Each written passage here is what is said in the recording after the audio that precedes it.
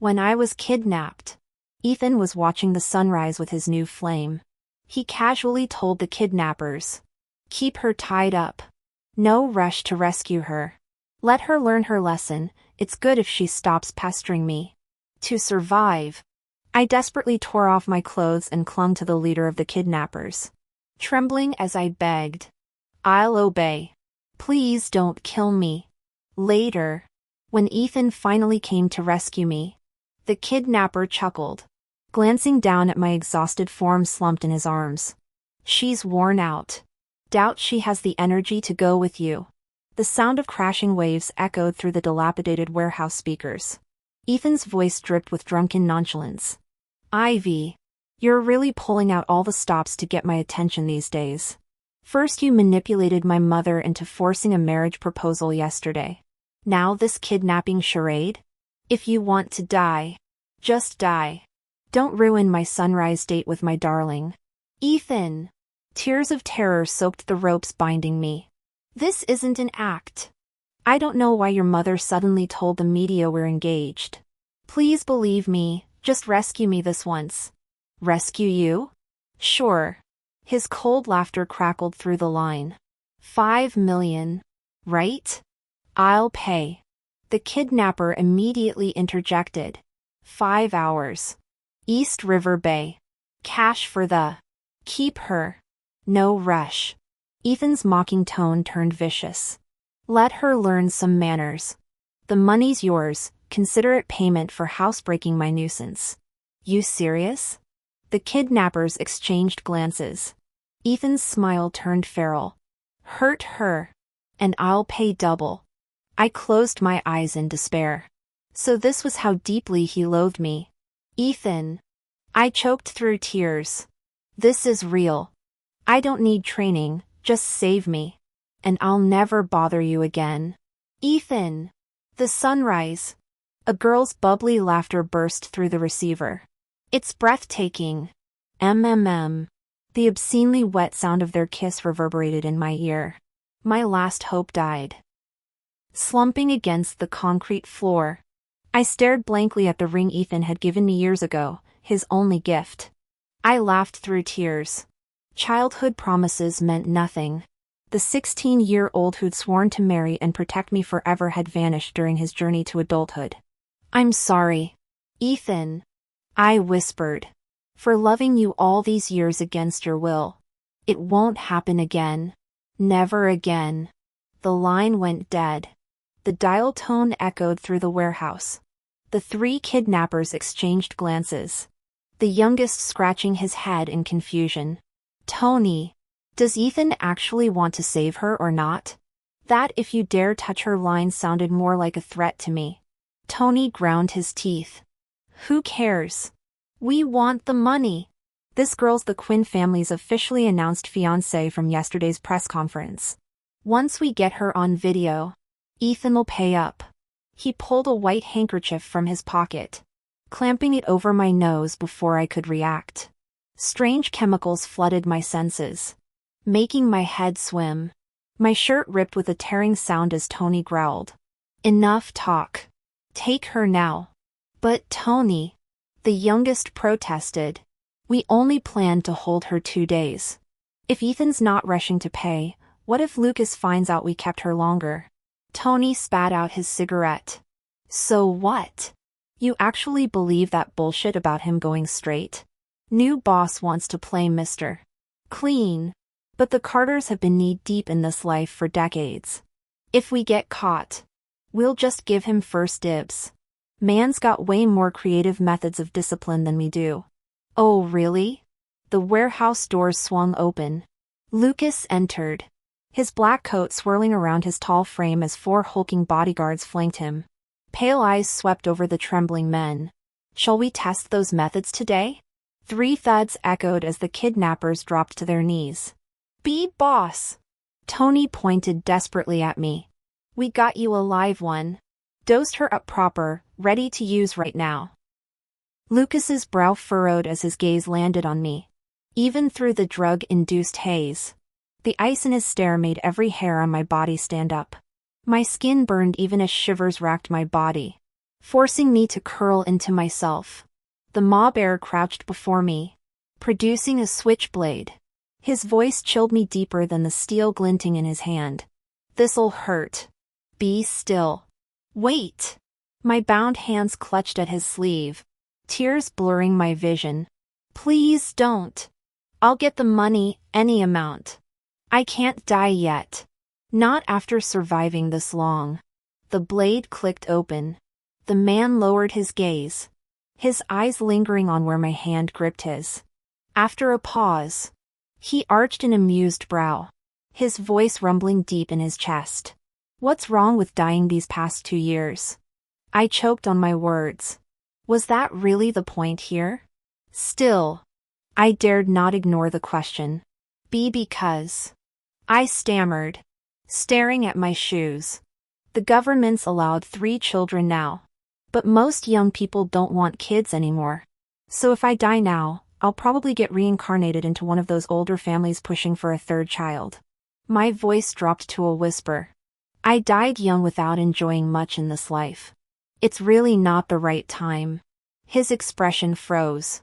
Those sculpted lips pressed together, a ghost of smile playing at their edges.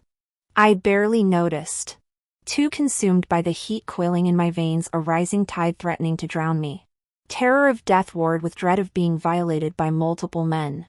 Quickly calculating survival options, I gathered my courage and pressed my lips to his. "I'll be obedient." I breathed against his mouth. "Won't resist.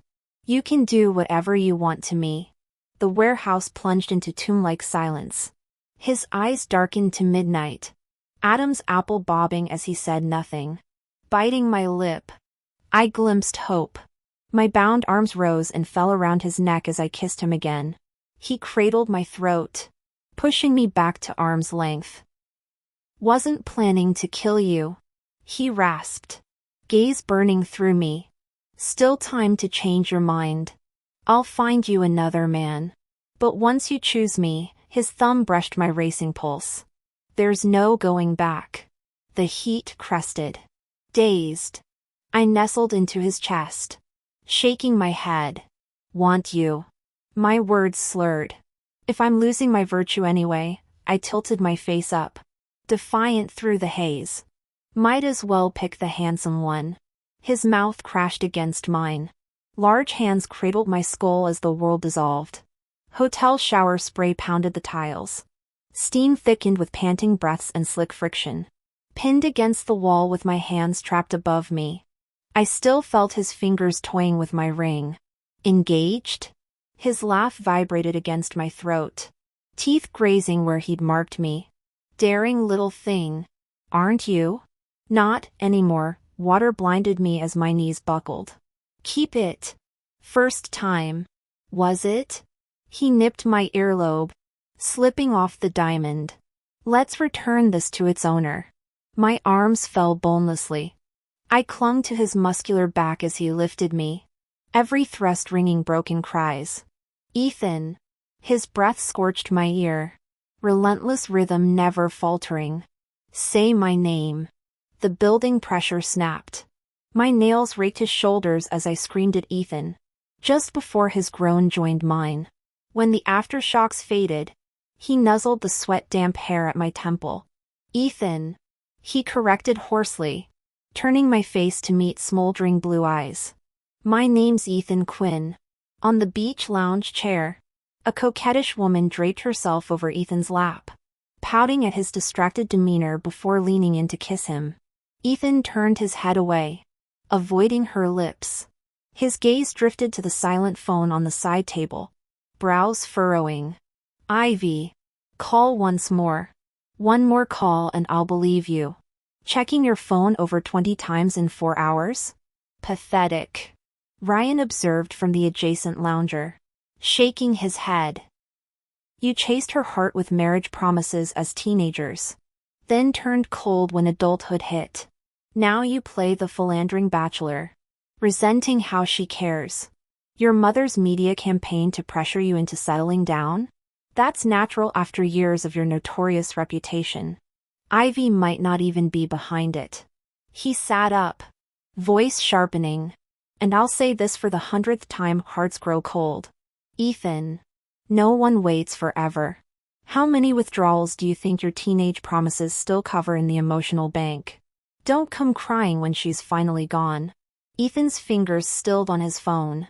After prolonged silence came a derisive snort. Regret? Please. Chaining myself to one person sounds excruciating.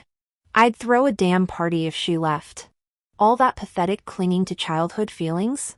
So damn annoying. As Ryan opened his mouth to retort, Ethan sprang up, popping a champagne bottle.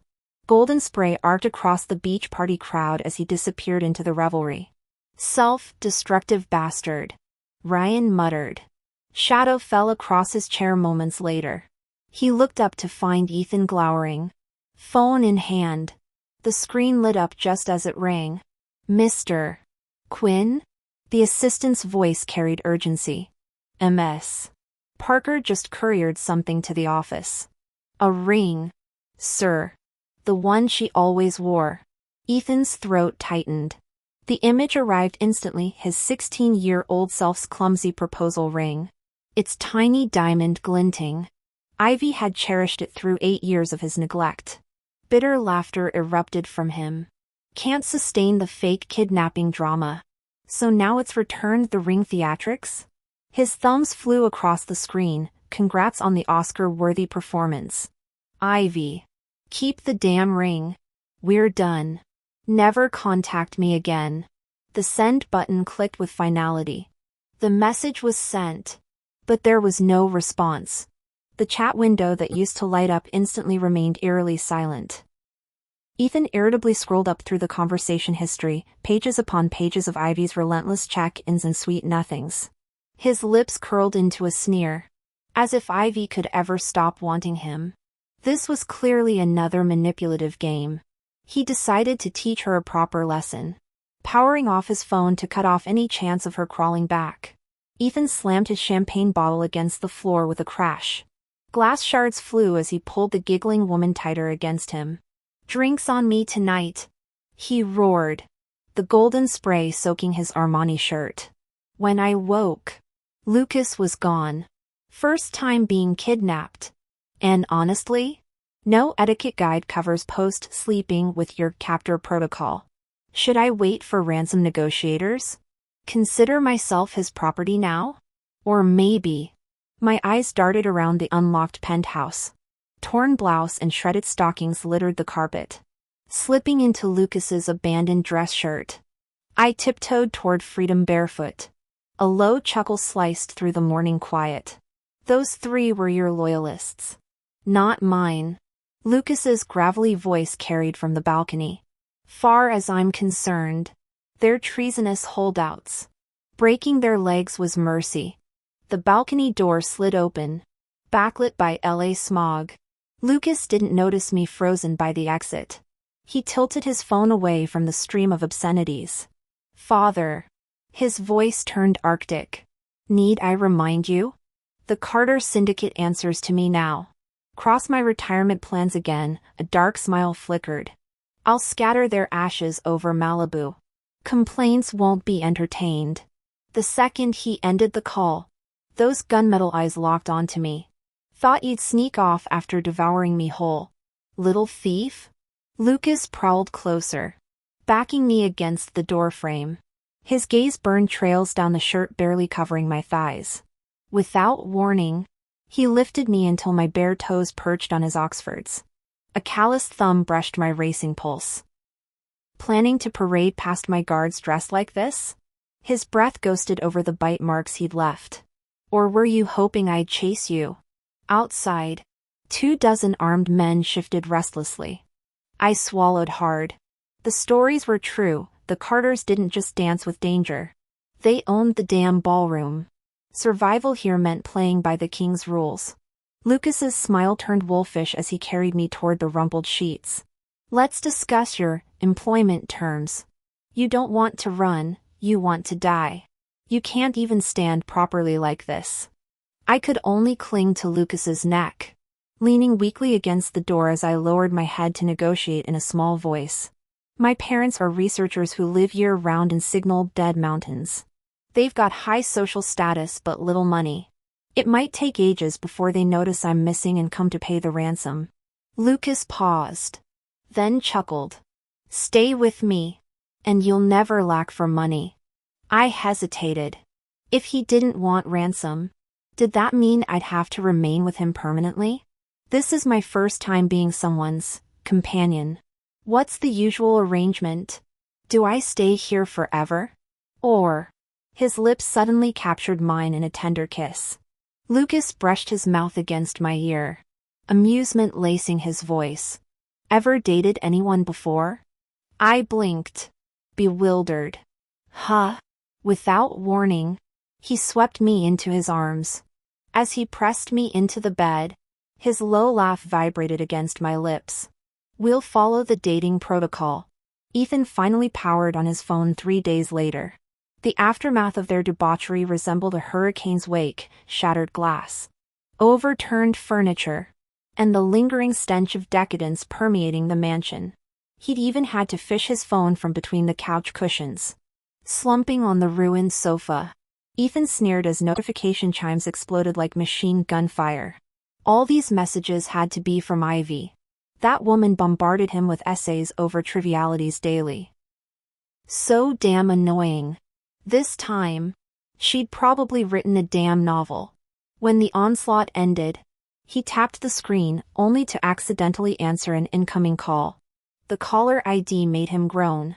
His mother, no doubt recruited as Ivy's peace envoy again.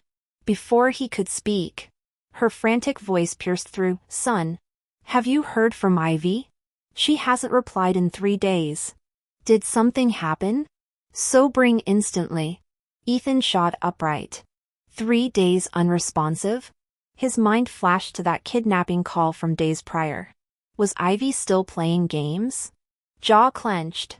He dialed her number. He couldn't parse the emotions churning in his chest: dread, yes, but mostly furious irritation.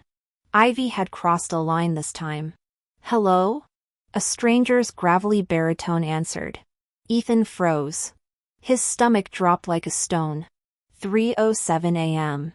A man had answered Ivy's phone. Panic surged through Ethan in an instant as the pieces clicked into place. This was kidnapping. His fists clenched violently. His voice strained tight. "Where's Ivy? Put her on the phone. You haven't hurt her, have you? Give me the address. I'm coming to pay the ransom right now." The line went quiet for a beat before that familiar velvet voice answered. Faint amusement coloring his tone. "Let's call it a night. She's thoroughly exhausted. You could bring the cavalry, but I doubt she'd have the strength to walk out." Ethan shot to his feet, his entire body trembling with visceral rage. The coffee table shattered against the wall with his kick. Crimson fury blazing in his eyes. "You fucking touched her? Who gave you permission?" "I said I'd pay." The entire household froze under his volcanic outburst. Petrified witnesses to the Quinn heir's transformation, every tendon in his neck standing in sharp relief as he visibly wrestled with homicidal impulses. When he finally spoke again, it was through gritted teeth. "Payment details. Now." Lucas glanced down at the woman sleeping soundly in his arms. Recalling her pouty protest about being too broke for ransom fees earlier, a smirk tugged at his lips. 5 million. Wire it to her account. It wasn't until next morning that I realized I'd been ransomed. Lucas stood buttoning his cufflinks by the bed, casually handing me my freshly charged phone. "Had it repaired last night. Your ex called around 2 a.m. I negotiated 5 million pocket money for you." My eyes widened at the screen displaying 127 missed calls, all from Ethan. Lucas arched an eyebrow at the staggering number. We had an engaging conversation. He seemed reluctant to hang up. I nearly choked. Reluctant? He shrugged into his tailored jacket, the fabric stretching across his broad shoulders in ways that resurrected vivid memories of tangled sheets and whispered promises. When his lips brushed my forehead in parting, the warmth lingered. "Behave, darling. Keep looking at me like that and I'll miss my board meeting." Blushing furiously, I barely registered his parting words. Do give my regards to Mr. Divorcee when you see him. You really are something else. Ethan. So generous. The voice turned icy. But if you dare rekindle that old flame, a bone-chilling pause. I'll scatter your ashes to the wind myself. Though the 3 kidnappers had been dealt with, they'd been Lucas's men. Ethan couldn't risk being implicated by driving me home himself. I took a cab not to my apartment, but to the Quinn family estate, with my government official parents perpetually absent. Mrs. Quinn had practically raised me alongside Ethan since childhood. Ivy. You're safe now. You're home. Mrs. Quinn clasped my trembling hands, tears streaming down her face. Across the parlor, Ethan sat statue-still on the brocade sofa, bloodshot obsidian eyes tracking my every movement with unsettling intensity. When his mother's apologies went unanswered, Mrs. Quinn turned to me, voice breaking. This is all my fault, darling. I only wanted to pressure that stubborn son of mine into marrying you properly. Never imagined. The antique sofa creaked violently. Ethan lunged forward, marble-cold fingers manacling my wrist as he dragged me upstairs. Let go! I struggled uselessly against his vice grip. He shoved me into a guest bathroom, deadbolting the door with trembling hands. Shower. Now. Have you lost your mind? I spat, whirling to leave. I'm not dirty. Ethan yanked me back, jaw clenched tight enough to crack teeth. Where is he? Who? The vein in his neck bulged. The bastard who answered your phone last night. I laughed bitterly, twisting free. Newsflash, he wasn't one of the kidnappers. Lucas saved me. Saved you? Ethan's bitter laugh echoed off marble tiles. By fucking you? Since when does rescue require betting the victim? I stared incredulously. What exactly are you mad about? That I wasn't tortured enough? That I should be grateful for surviving relatively unscathed? My voice dropped to a venomous whisper. Thank God it was Lucas who came. Thank God he wanted me. Ethan froze, all color draining from his face. He froze for a moment before processing my words, his expression crumbling. The fury dissolved into helplessness flickering behind his eyes. I didn't realize it was real. I thought you were staging some dramatic act. That those men were hired actors pressuring me into marriage. If I'd known. I scoffed, cutting him off.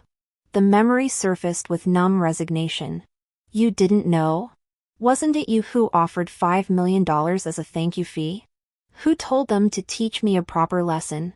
What should have been a simple ransom turned into punishment because of your careless words. If I hadn't been rescued, they'd have gang raped me while filming every humiliating second.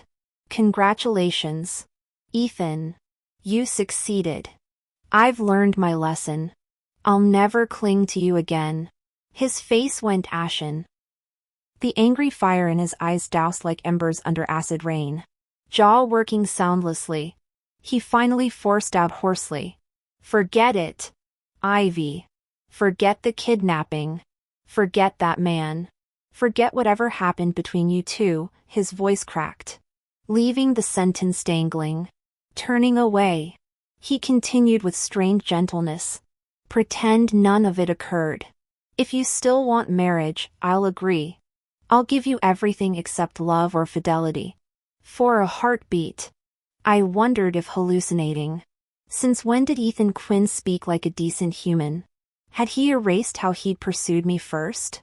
His confession came at 16, not 6. Yet he casually shattered those vows later, never considering how his abandoned stray dog might whimper, too domesticated for streets yet too broken to stop chasing its master's shadow. Sometimes that dog wishes it had never been adopted at all. Bitter amusement curved my lips. Don't force yourself. I've already let go. No more pining. No more bothering you. There's no need for martyrdom. It's over. Go enjoy your carefree life. The words came from shattered sincerity, Yet my compliance only deepened the storm in his eyes. His clenched fists trembling with some unnamed fury. A flicker of inexplicable panic crossed Ethan's features before his tone turned sardonic and irritable. That's easy for you to say. Not cling to me? Do you even believe your own words? Can you actually do it? If not, don't force yourself. It's not like I demanded you vanish from my world. I just can't give you romantic love. It's not like... My gaze fixed on the base of my ring finger where the pale imprint had nearly disappeared. The band I'd stubbornly clung to for years now felt like phantom pain removed for only 3 days, yet already fading like the delusions I'd nurtured. Letting go happened faster than I'd imagined. Ethan. I can do this. His eyes narrowed sharply. Those obsidian depths studying me for several heartbeats before curving into a smirk of absolute disbelief. You'd better mean that. I have to. Lucas's face flashed through my mind, drawing an unexpected laugh from me. Or I might get my ashes scattered. True to my word, I began maintaining maximum distance from Ethan afterward. No more flooding his inbox with random memes. No more obsessing over his latest flings. No more accidentally showing up at his regular haunts. I even skipped gatherings with mutual friends whenever he attended. Mrs. Quinn noticed the change first. After several tentative texts, she sighed during our final call. Seems we weren't meant to be family. When Christmas rolled around, Ryan appeared at my pottery studio, watching me guide students with raised eyebrows. Ivy. Actually serious this time? Done with that train wreck? I shot him a warning look. Shouldn't you be home with your wife on the holiday? Last I heard, she nearly left you last month. His smile vanished as he lobbed a clay nugget at my apron. Came to check on my honorary little sister. This how you treat family? The theatrical pout didn't last. He slid a handwritten invitation across the table, blush stationery adorned with his wife's elegant calligraphy. 3-year anniversary party. Ethan's definitely coming. Your call. He hefted the rose bouquet meant for his spouse. Pausing at the exit. For what it's worth, he keeps checking his phone. Waiting for your texts. I think. Not that I'm taking his side. I couldn't bear watching you finally see the light after years of perseverance only to let it slip away. So I'll say this once, whatever you choose. I've got your back. If you want a fresh start, I'll set you up with someone new tomorrow. The shop door swung open with a jingle of bells. Lucas strode in. Black down jacket dusted with swirling snowflakes. Move, he said coolly. Ryan blinked at his striking features, momentarily dazed before scrambling aside with an awkward sorry.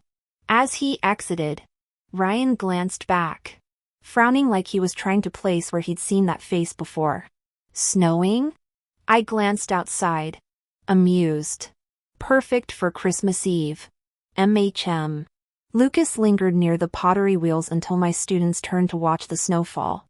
In that heartbeat, he swooped down and brushed icy lips against mine. I gaped, swatting his arm. Are you insane? We're not alone. He smirked, all defiance. What do you expect from a boyfriend you're hiding? Stealth kisses are part of the job description. Can't have your brother replacing me too fast.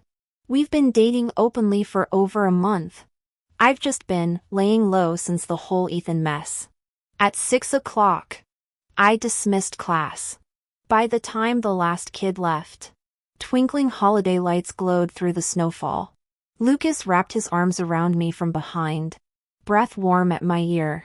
Mood's right. Wanna sneak off for a date? Girlfriend? You're relentless. At 10:10 p.m., my rarely used social media lit up with 2 posts. Merry Christmas. From your secretive guy who keeps begging for a public announcement. The photo showed our intertwined fingers. Ryan finally remembered. Lucas, the youngest heir to take over the Carter empire at 25. The prodigy who dragged his family's shadowy dealings into the light, rebranding their entire operation into a top 15 Fortune 500 company within 6 months. What the hell was a corporate storm chaser like him doing in Ivy's tiny pottery studio? My phone vibrated wildly as group chats exploded. Holy shit! Ivy officially announced her relationship? And I noticed the key detail, the background of their holding hands was a bed. At 10 p.m. Are they living together? Is it with Ethan? No. Ethan was drinking his sorrows away at my place all last night. He kept staring at his phone, waiting for someone's message all night. The group chat fell silent for a few seconds before someone quietly texted, "Was he waiting for Ivy?" The conversation awkwardly froze at that last message. No one else typed anything. Ryan felt his stomach drop. He quickly exited the app and checked Ivy's social media. The moment he saw that delicate ring on her finger, he sucked in a sharp breath. Shit, that cheating bastard finally screwed himself over. The day after Christmas fell on a weekend. The pottery studio was closed. After leaving Lucas's place, I didn't head straight home but deliberately went to the mall. Picked out a third anniversary gift for Ryan and his wife. Koff might have also bought someone a necktie as belated Christmas present. Ding, the elevator doors opened on my floor. I barely lifted my head to step out when a dark figure lunged at me. My back slammed against the elevator wall. Ow! The pained cry got swallowed by a violent kiss. The stench of alcohol flooded my senses. Ethan's bloodshot eyes glared as he cradled my face, his lips nearly devouring mine. Let go. I shoved at his shoulders. When his tongue forced its way into my mouth, I bit down hard. Fuck. Ethan jerked back, releasing me. I bolted the instant I could, but he grabbed my wrist before I took 2 steps. Do I fucking look like I'm gonna eat you alive? Why run? He roared. Grip vice tight. I smashed all the gift boxes against his head. Then what the hell was that psychotic episode just now? Yes. Ethan kicked the scattered presents, chest heaving. His stare locked onto my ring finger like a rabid animal eyeing its prey. Where were you last night? Why didn't you come home? Since when do I report to you? His entire body flinched, rubbing his face roughly. He growled, "Who is he?" Such familiar words. I met his gaze silently. Ethan paled before I could answer. Whether from drunkenness or shock, he swayed slightly, bracing himself against the wall. Did he force you? There was no input. We just got together. Ethan closed his eyes, concealing the turmoil beneath his lids. Break up with him. Didn't you want to be with me? Fine. We'll be together.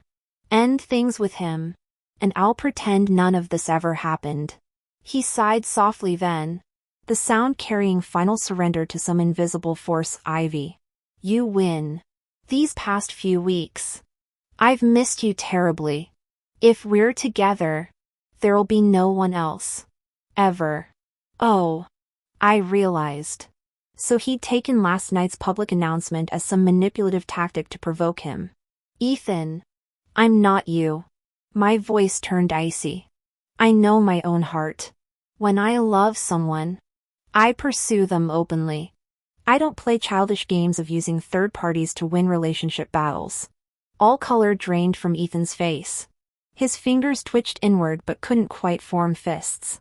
Red-rimmed eyes stared back as he forced a ghastly smile. Impossible. You loved me so completely. How could you move on this quickly?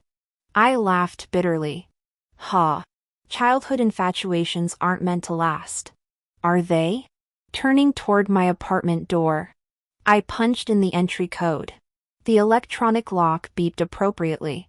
Behind me came a shattered whisper. What if I start loving you properly now? Let me chase you this time. Let me prove. Slowly, deliberately, I turned to face him. Disbelief colored every syllable. Where was this epiphany earlier? You think we can magically reset? Play do-over? Ethan looked like a man watching his last hope disintegrate. His voice broke.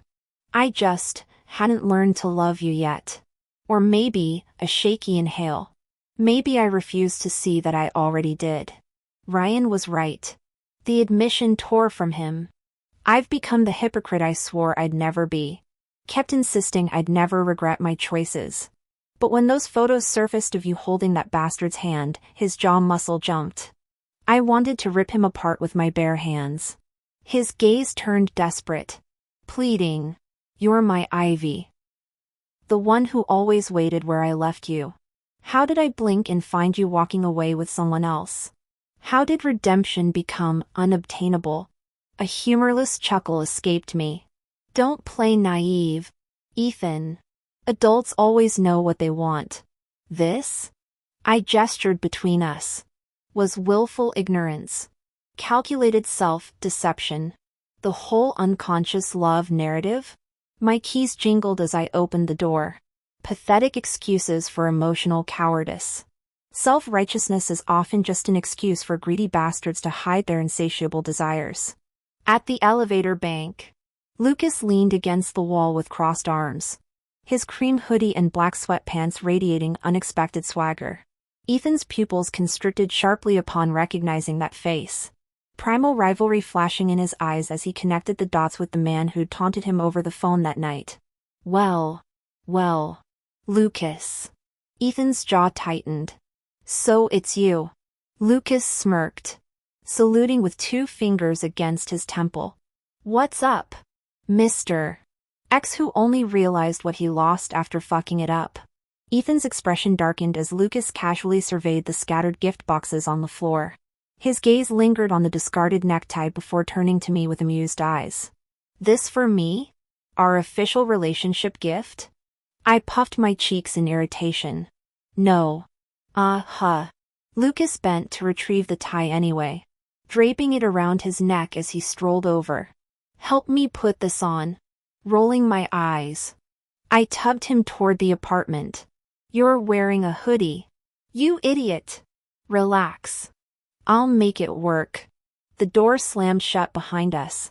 But not before Ethan's broken whisper slipped through. You learned how to tie these, for me.